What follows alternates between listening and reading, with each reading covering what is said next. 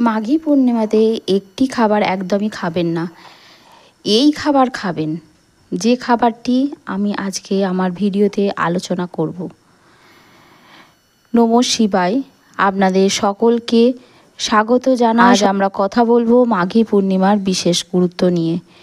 এই দিনটির বিশেষ গুরুত্ব রয়েছে। এই দিনে কোন খাবার একদমই খাবেন না, কোন খাবার একদমই খাওয়া উচিত নয়, কোন খাবার খেলে জীবনের শুভ ফল মিলবে। পুরো ভিডিওটি মনোযোগ দিয়ে দেখবেন, কারণ এই জ্ঞান আপনার জীবনে ইতিবাচক পরিবর্তন নিয়ে আসবে। মাঘী পূর্ণিমার নিষিদ্ধ খাবার ও শুভ খাবার। মাঘী পূর্ণিমা হিন্দু ধর্মের একটি অত্যন্ত গুরুত্বপূর্ণ দিন। এটি পুণ্য স্নান, দান ও ব্রত পালনের জন্য বিশেষভাবে গুরুত্বপূর্ণ। এই দিনে গঙ্গা ও অন্যান্য বিশেষ তীর্থস্থানে স্নান করলে অগণিত পুণ্য লাভ হয়। স্কন্দ পুরাণ ও অন্যান্য ধর্মগ্রন্থে বলা হয়েছে, এই পূর্ণিমা তিথিতে দান ও জপ করলে বহুগুণ ফল লাভ হয়।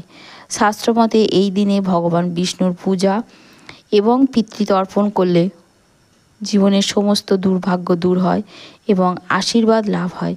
তবে একটি বিশেষ খাবার এই দিনে একদমই খাওয়া উচিত নয়, কারণ এটি পাপ বৃদ্ধি করতে পারে। এই একটি খাবার ভুলেও খাবেন না। শাস্ত্রে স্পষ্টভাবে বলা হয়েছে যে মাঘী পূর্ণিমার দিনে তিল মাছ একদম খাওয়া নিষিদ্ধ। কেন, তার কারণ, তিল মাছ ক্যাটফিশ তামসিক খাদ্য, যা আধ্যাত্মিক শক্তিকে কমিয়ে দেয়। এটি পিতৃদোষ বৃদ্ধি করতে পারে, কারণ এটি নাপাক ও নিম্ন শ্রেণীর খাদ্য হিসেবে ধরা হয়ে থাকে। তাই এই দিনে তপস্যা ও পবিত্রতার জন্যে নির্দিষ্ট। আর মাছ মাংস খেলে শরীরে তামসিক শক্তির বৃদ্ধি ঘটে।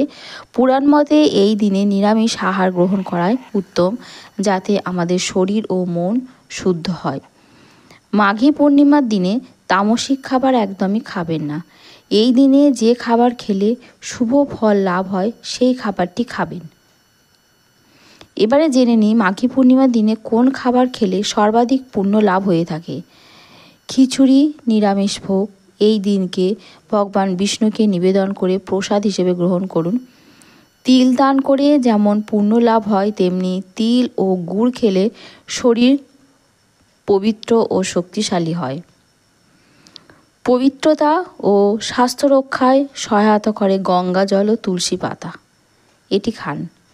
দুধ ও ফল, এটি শরীরের পবিত্রতা বজায় রাখে এবং আধ্যাত্মিক শক্তিকে বৃদ্ধি করে।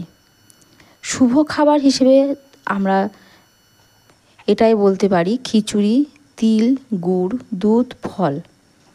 সুতরাং মাঘী পূর্ণিমার দিনে তিল মাছ বা তামসিক খাবারকে এড়িয়ে চলুন এবং নিরামিষ আহারকে গ্রহণ করুন। এই ছোট ছোট নিয়ম মানলে জীবনে সুখ, শান্তি, সমৃদ্ধি অবশ্যই আসবে। আপনারা যদি ভিডিওটি পছন্দ করে থাকেন তাহলে লাইক, শেয়ার, চ্যানেলটিকে সাবস্ক্রাইব করুন। কমেন্টে জানাবেন আপনার এলাকায় মাঘী পূর্ণিমা কিভাবে পালন করা হয়।